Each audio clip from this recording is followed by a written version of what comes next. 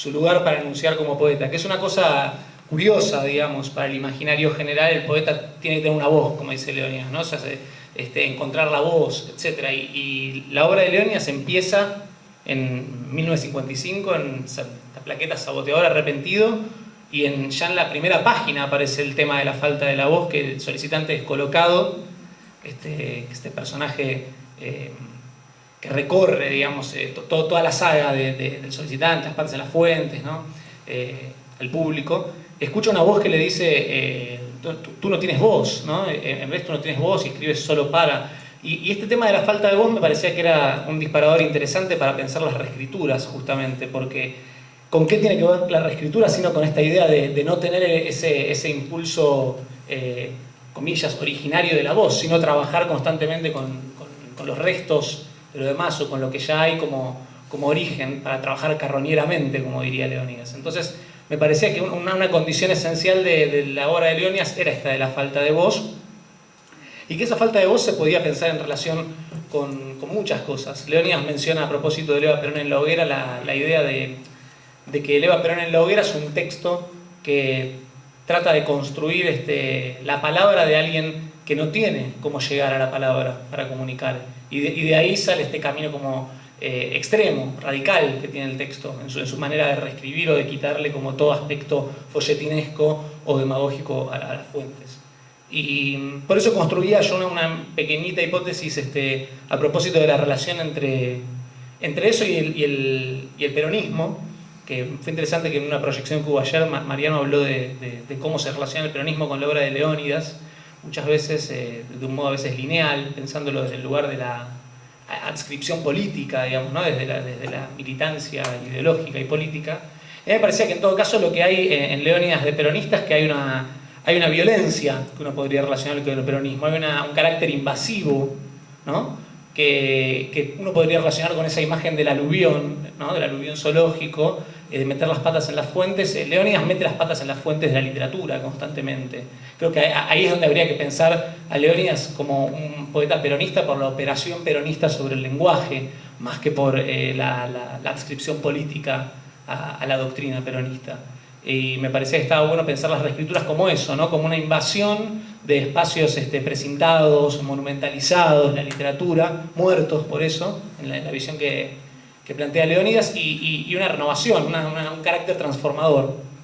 Y nada, bueno, finalmente eso, pensar que en esa invasión lo que hace Leónidas es retirarle a esos discursos cualquier carácter identitario, afirmativo, y construirlos constantemente como él mismo decía, como uniones, como discursos que tienen faltantes, como discursos que aparecen fragmentados, no como totalidades, no como discursos que pueden ser utilizados fácilmente, digamos, para hacerles decir determinada cosa o determinada otra, sino que están construidos justamente como grietas, no como una construcción que viene a reemplazar a una perfección anterior con una perfección nueva. Leónidas trabaja con esas pirámides, como las llama él, de la literatura y de la cultura en general, y lo que hace es horadarlas. Él, me acuerdo que las comparaba sus poemas con las esculturas de Henry Moore a veces, por la cuestión como agujereada, faltante, así como en esas relaciones como muy intempestivas que él hacía a la hora de pensar su propio procedimiento. Y me parece que puntualmente sí, lo que hace es tomar muchos discursos identitarios o discursos que son fundamentales de la historia de la literatura argentina, de la literatura universal, y convertirlos en una materia verbal que está viva de nuevo, que está... volverlos poesía de nuevo, digamos, ¿no? En esa curva que va pasando el tiempo y que va de algún modo marmolizando a muchos discursos. Entonces me parece que es interesante, capaz todo esto se va a entender mejor cuando leamos algunos de los poemas. Pero ahora los quiero dejar a los invitados que se refieran ellos a Leónidas. Y bueno, Damián Ríos, gracias. Hola. Bueno, muchas gracias a la editorial por convocarme. Es un orgullo para mí participar de una mesa en la que se celebra la aparición de un libro de Leónidas Lamborghini. Muchas gracias a la editorial. La verdad que la edición es muy bella, muy bonita, muy completa, está muy bien cuidada. Los felicito, hicieron un muy buen laburo, la verdad, envidiable. Y muchas gracias a CIA por albergarnos, a Teresa por la onda de siempre.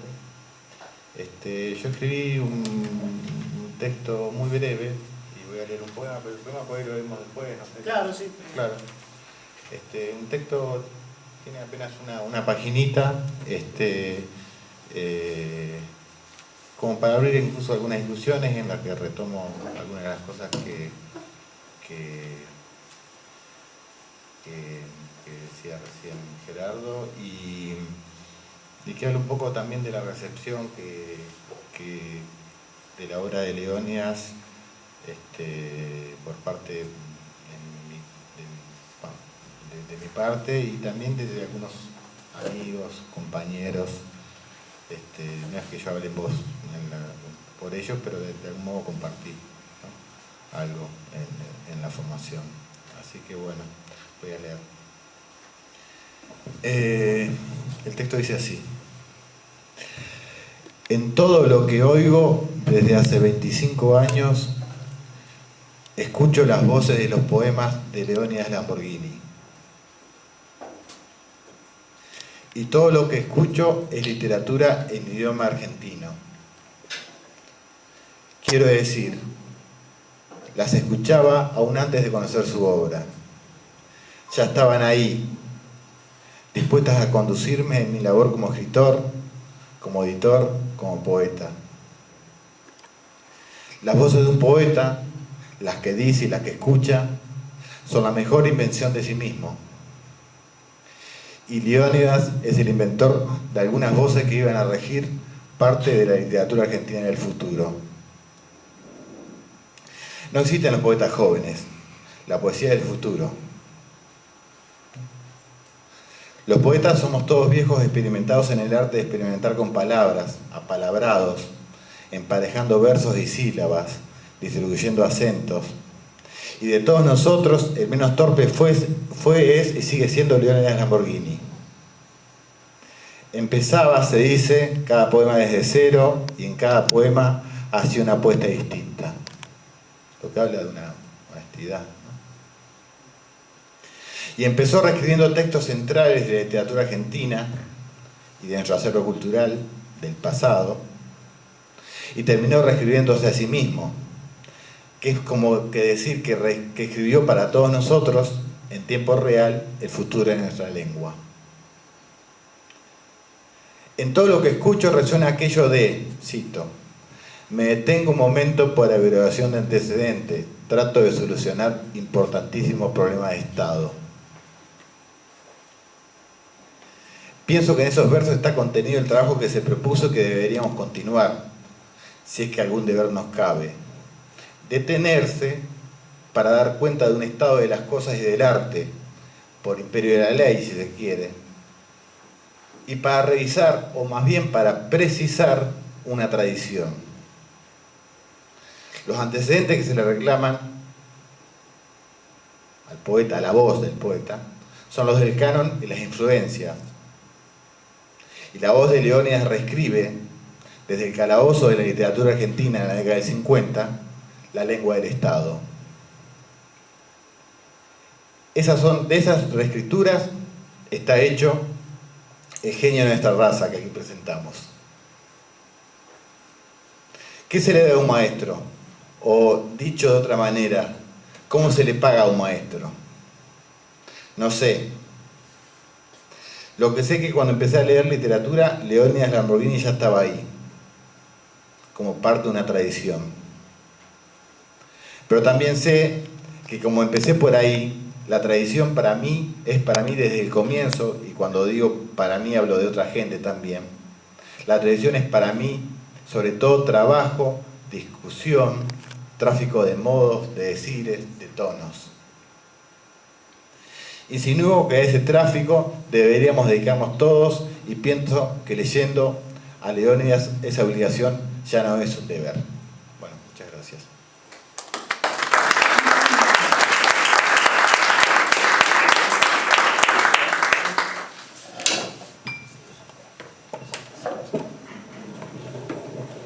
Bueno, buenas noches. Para mí también es un honor estar esta noche acá presentando este libro de Leónidas y es una alegría que haya sido reeditado. Le agradezco a Gerardo y a Quinio Stanton también poder estar acá. También voy a ser muy breve, les voy a leer unas líneas inspiradas un poco en el libro. Me resulta difícil agregar algo a la obra y a la voz de Leónidas, que anda dando vueltas a todo volumen cuando los equipos nos acompañan en las proyecciones, y por eso voy a ser breve. La dificultad tiene que ver con el carozo del asunto, que va a seguir siendo un misterio. ¿Cómo referirme a una obra que solo se deja hablar con un lenguaje propio?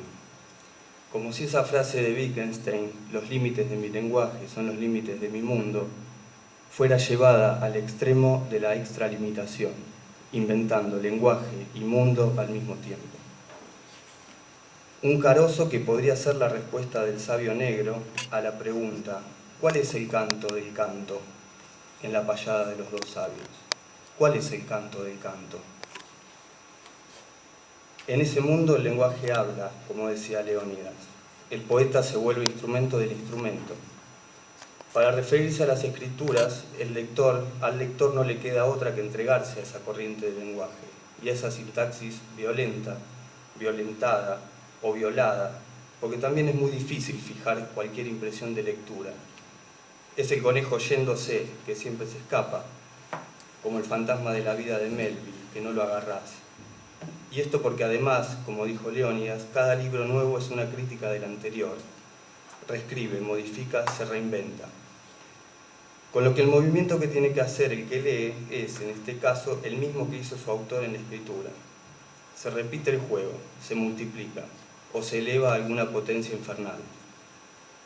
Otra vez la multiplicación, responder a la distorsión con más distorsión. Cuando Leónidas dice que el poeta que reescribe, llámeselo parodista o ruiseñor canalla, a partir del trabajo con la reescritura, devela aquello que el modelo oculta o sublima, y que lo primero que se devela son las debilidades, o sea, la impostura del modelo, que llega hasta las mayores atrocidades, y es la amarga verdad, como cita él de Diderot, a mí me invita a una lectura por la que respiro, y no a una lectura que asesina en clasificaciones, algunas más vacías que otras, otras más simplificadas que algunas, muchas veces provenientes de orígenes aqueos.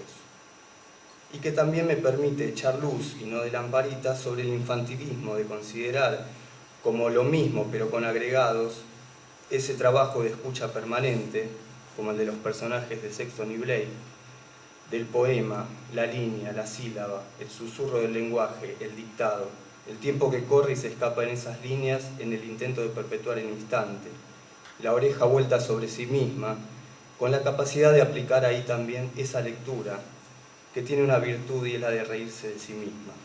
Y además, toda la vida puesta en eso, como si esa línea, vivir sin esperanza en el deseo de encontrar una voz, y lo que agrega Leónidas, la búsqueda de una voz para los que no las tenemos, humildad y grandeza aparte, como si eso solo no volviera también infantiles los argumentos que intentan fijar la figura de Leónidas, o su poética, o su obra, en algún estante de granito.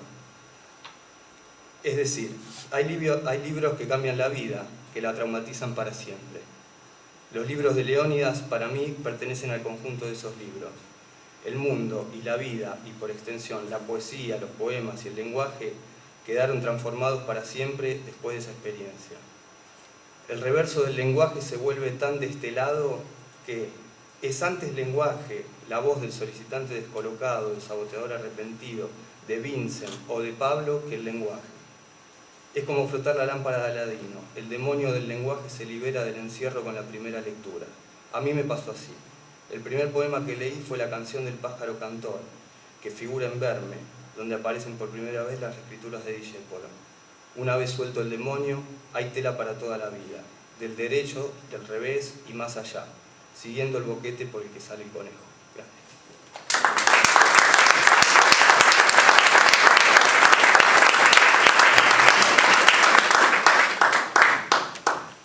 Bueno, ahora vamos a leer unos poemas, que es la parte más linda, pero sería muy ingrato decir que es la parte más linda y nada más, sino agradecerles de nuevo.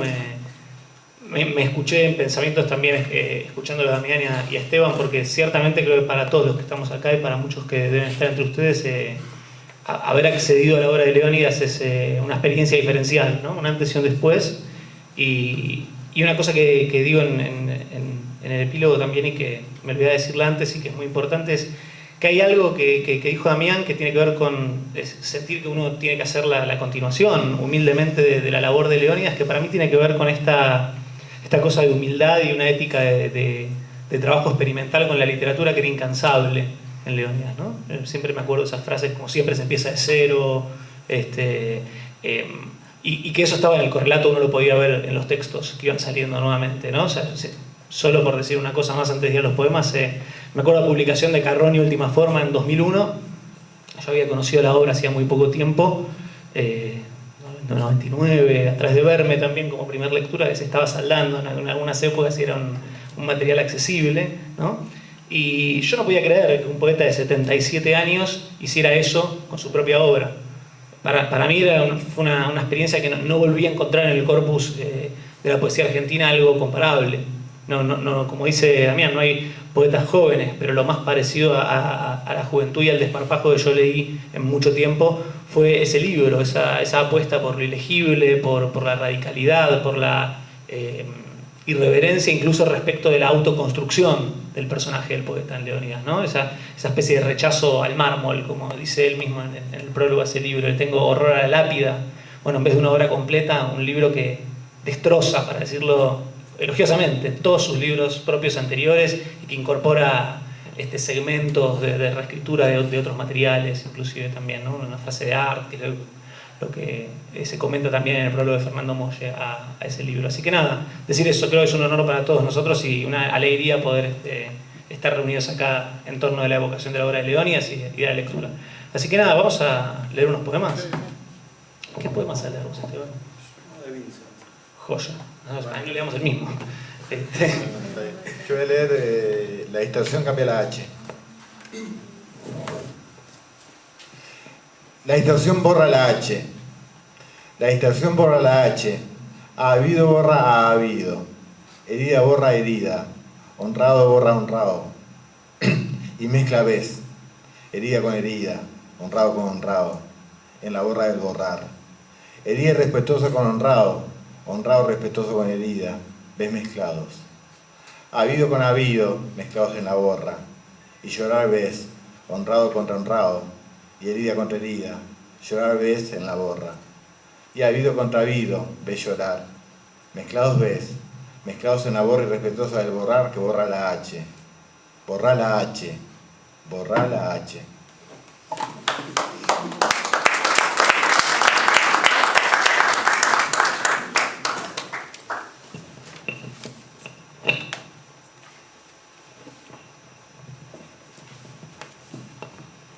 Voy a leer uno que se llama Seol, la reescritura del himno nacional.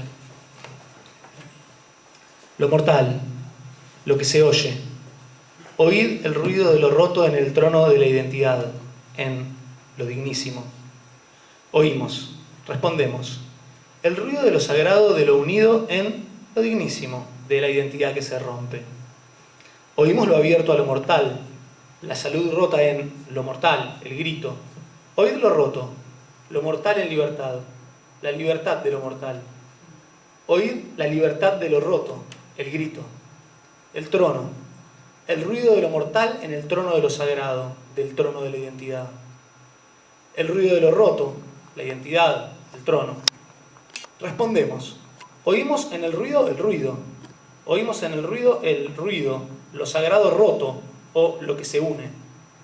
La identidad en el trono de lo dignísimo, o lo que se rompe en lo unido que se rompe y abre.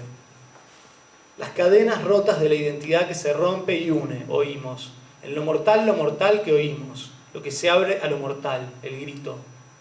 Oíd lo que se oye, oíd lo que se oye. Oímos el grito de lo mortal, de lo roto de las cadenas. Oímos el ruido de lo mortal en el trono. Oímos en el ruido de lo roto de las cadenas. De la identidad unida que se rompe y une. Respondemos. Oíd lo que se oye. Oíd la salud rota, en el trono, en sus cadenas. Las cadenas de la libertad de lo mortal en el trono, en lo que está coronado o de gloria que se rompe o une. Oímos en el ruido, oímos en lo roto, coronado, que se rompe. Oíd lo que se oye, oíd lo que se oye. Oímos lo que se abre, respondemos. Lo que está abierto en el ruido, respondemos. Oímos en el ruido, el grito, el trono, de la identidad que se abre a lo mortal. El ruido de lo mortal, el ruido en la libertad de las cadenas. El trono en la gloria de lo dignísimo, de la identidad de lo sagrado, de la identidad coronado o que se rompe, o que se abre. Y se rompe o une, y se une y rompe. Respondemos. Oíd lo que se oye, oíd lo que se oye. Oímos la libertad de lo unido, o su gloria, o lo roto que se rompe o une. El ruido de la identidad unida que se abre rota, lo mortal. Oímos en el ruido el grito. El trono en la gloria de la identidad, unida o en lo mortal, abierto a lo que se rompe. El grito de la identidad en el trono, de lo unido en su gloria, o que se rompe y une en el grito. En lo dignísimo de la identidad o lo roto, que oíd lo que se oye, oíd lo que se oye. Oímos en el ruido, Oímos en el ruido, Oímos, respondemos.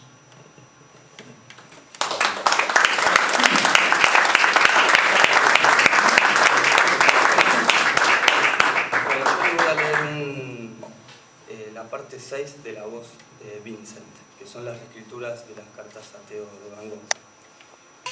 Estas raíces están brotando, me cuentan algo. Estas raíces son un lenguaje, pero no de la naturaleza. Un lenguaje que es un eco de la naturaleza. Quiero ensayarlo, quiero intentarlo, aunque no sepa, aunque solo. Quiero ensayar una manera de construir con este lenguaje. El lenguaje de las raíces, de estas raíces que me hablan, que me cuentan algo, quiero ensayarlo, quiero intentarlo, un lenguaje que construye y que brota de las raíces, de estas, que están brotando, aunque no sepa lo que me dicen, quiero intentarlo, este lenguaje.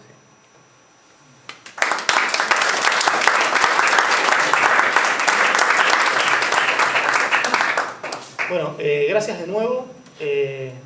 Los queremos invitar a que si quieren, no sé si quedó vino, si quieren tomar una copa de vino, si quieren comprar el libro, es una invitación más enfática todavía, que aprovechen que está bastante más barato de lo que se vende en librerías, y que están los demás libros de la colección. Esta es una colección que quería aclararlo aprovechando este momento de micrófono, que la iniciamos el año pasado, la editorial, con un título de Ricardo Carreira, que también es un material muy interesante y que ocupa un lugar relativamente marginal dentro de las lecturas que están en la agenda, digamos, de la literatura más difundida habitualmente. Y está el título de Carreira entonces también. El título de Leónidas es el segundo título de esta colección con la que estamos intentando rescatar las voces de los que no tienen voz, digamos, para decirlo como le diría Leónidas. Así que gracias de nuevo y bueno, hasta la próxima.